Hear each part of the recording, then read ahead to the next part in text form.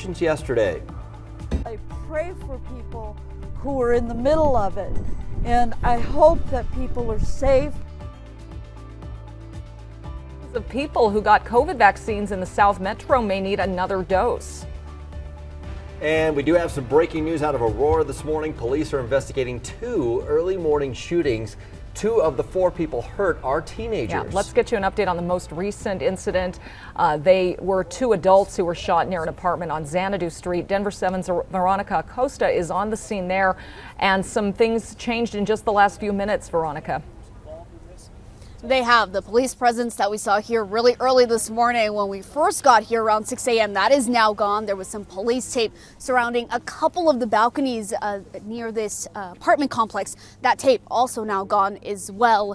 Now, police, they were looking at those balconies when we first got here, kind of looking at them one by one, the ones closest to 13th Place in Xanadu. And then they started going up floor by floor. They looked at the second floor balconies as well as the third floor balconies as well. We know both a man and a woman were shot. They were taken to a local hospital, that man in critical condition. This specific complex is called Residences at Hoffman. It's described online as brand new senior living. We know that there were several people out here just kind of waiting and wondering what had happened. The first report of this went out right around 5 a.m. this morning. Police say that there are no suspects that they have in their custody. They were canvassing the area searching, but as far as we know, there haven't been any arrests. And of course, we'll wait to hear on any updates and we'll bring those to you as soon as we get them. We're live in Aurora this morning. I'm Veronica Acosta, Denver 7. Thank you, Veronica. More breaking news out of Aurora this morning. 2 teenagers, a boy and a girl, were found shot after street racing early this morning. Both are expected to survive. The officers were initially called to Alameda and Peoria for reports of street racing and fireworks going off there. They found the shooting victims when they arrived. Our photojournalist was on the scene overnight and saw several evidence markers and officers recovering what appeared to be a gun. There are still tire marks on the street from the racing. The shooter is also still on the loose. It is now 8:02, and it's a pretty start to our day, you guys. We're looking at some calmer conditions here in town, too. Nice. Yeah, right now, the fire danger, unfortunately, still really high across parts of southern Colorado. If you're in the mountains today, you're going to see some sunshine, but snow developing tonight. Winter weather advisories, plenty of them. Here in town, though, we are alert-free for at least now. The high fire danger, the high wind watches cover portions of southeastern Colorado, so for the next couple of days, we're going to see some high fire danger there. And then a little bit of rain and snow, which is going to help. Upper 30s right now. It feels like 32 in Denver. Blue skies. It's gorgeous out there right now, and you've got a pretty good fresh air forecast. We'll be in the low to mid 50s between about 11 and 12, and then highs this afternoon are going to be in the 60s. So mid upper 60s from Denver to Highlands Ranch, Boulder 64. 40s in the mountains. Coming up here in just a few minutes, we'll take a closer look at our statewide futurecast. That snow that's moving in, the winds that are going to kick up, and the rain that we'll see here in town tomorrow, Jason. All of that coming up in just a few minutes. Somebody contacted me, sent me an email, said they're sick of the winds. They're just tired of it and the snow. And I said, well, you know, that's where you live here. You have to deal with it. Right now, we have a good drive for the most part up to the north side of town on I-25, but it's this drive on Highway 36. It's a little bit hampered by a crash that we have right after Sheridan. It's way over to the left, so adding to a slight slowdown for you going on up to Wadsworth, but not really worth an alternate route right now. You can see the heavy traffic going down towards Colorado Boulevard, and there's another pocket here from Dry Creek all the way down to C470, and you look at the camera, this is the reason why. We have this this crash on the mostly right shoulder, have the right lane still partially blocked right now, had fire trucks in here, and so now they're trying to open up lanes, but still a little bit of a slowdown through that part of the Denver Tech Center towards Lincoln Avenue. The rest of the drive, as you can see, out to the east side of town, looks okay. Little crash we had on I-70 over by Chambers, mostly off to the side now. Well, we're all tired of the wind because of things like this happening. Fire conditions remain high across southern Colorado. On Sunday, 4 separate wildfires broke out across the state. This map here gives you an idea of where each of those was. The most serious of the 4 was the Peyton fire east of Colorado Springs. At least 1 home burned and several outbuildings were damaged. The cause of that fire is still under investigation, but it is now fully contained. Interior Secretary Deb Haaland will be in Boulder County today to discuss ways to fight wildfires. The event is part of the Biden administration's rural infrastructure tour. The president's infrastructure law includes investments in forest management as well as post-wildfire restoration. The rebuilding process from the Marshall Fire takes another step forward today. Boulder County will host an online workshop with residents to focus on building code requirements and energy efficient codes. At last check, officials are aiming to have the work underway in the next 2 to 4 weeks. Today's virtual meeting starts at 6 p.m. You can register to attend on Boulder County's website.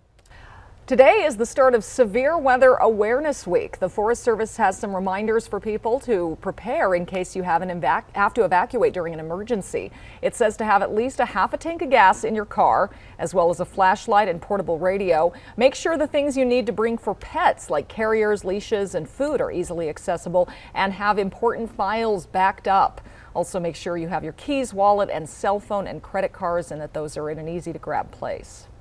The City of Aurora wants to make sure you're notified in an emergency. Today, the City Council will discuss using FEMA's public alert and warning system. It works like Amber Alerts, sending notifications directly to people's phones within a certain area instead of requiring people to opt in. Boulder County uses the same system. Now to the crisis in Ukraine. New evidence this morning shows Russian troops are renewing their efforts to control the eastern part of the country. Satellite images show a massive military convoy of tanks, mobile artillery, and other vehicles. This stretches 8 miles long, and it is currently headed to Kharkiv, a city in the eastern part of the country. The city has already faced weeks of Russian missile attacks. Military analysts say Russia is preparing for a major offensive in the coming days, driving from territory they already control in the east. Russian President Vladimir Putin appointed a new general to direct the war, and that move comes after Russian troops failed to take Kyiv. Well, every person in this country has the right to an attorney and to have private phone calls with their attorneys, even from jail. But those calls were recorded in Larimer County for one man facing drug trafficking charges. Now his lawyer is fighting the system. Here's Denver 7's Rob Harris. Jail was never meant to be a discovery tool for the prosecution. Never. But Jason Flores Williams is worried it may have become that for his client Ramon Sepulveda, who's been in the Larimer County Detention Center for almost a year now and exercising his Sixth Amendment right to legal counsel. But that ability to contact their attorney is completely violated when that call is on a recorded line, and the folks recording that line are very often, as they are in Larimer County, the investigating law enforcement officers who are integral to prosecuting the defendant who's being held there. The Larimer County District Attorney says this is Flores Williams' fault.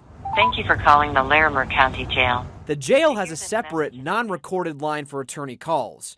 And they say, quote, as soon as law enforcement learned of Mr. Flores Williams' carelessness, they worked to mitigate his mistakes. But Flores Williams says the attorney line is not always available, going down several times each day during meals and shift changes and lockdowns. We confirmed this with the Larimer County Sheriff's Office.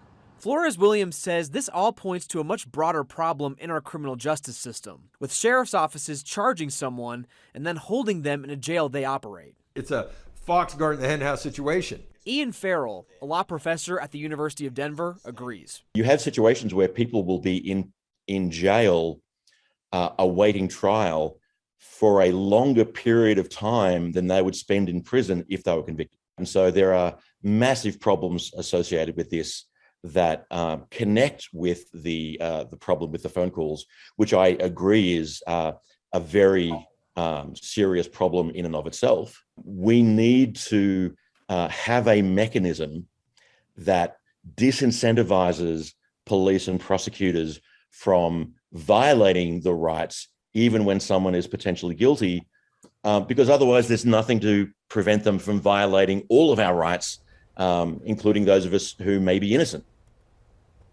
Professor Farrell, who you just heard from in Rob's story, says for this case, because the phone line at Larimer County does disclose that it is recorded, it will be up to the court to decide if it was reasonable for Flores Williams and his client to expect privacy. That trial is set for June.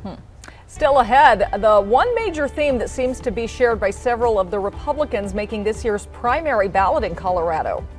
Plus, hiking reservations that feel more like concert tickets when you need to log on if you want to visit Maroon Bells this year.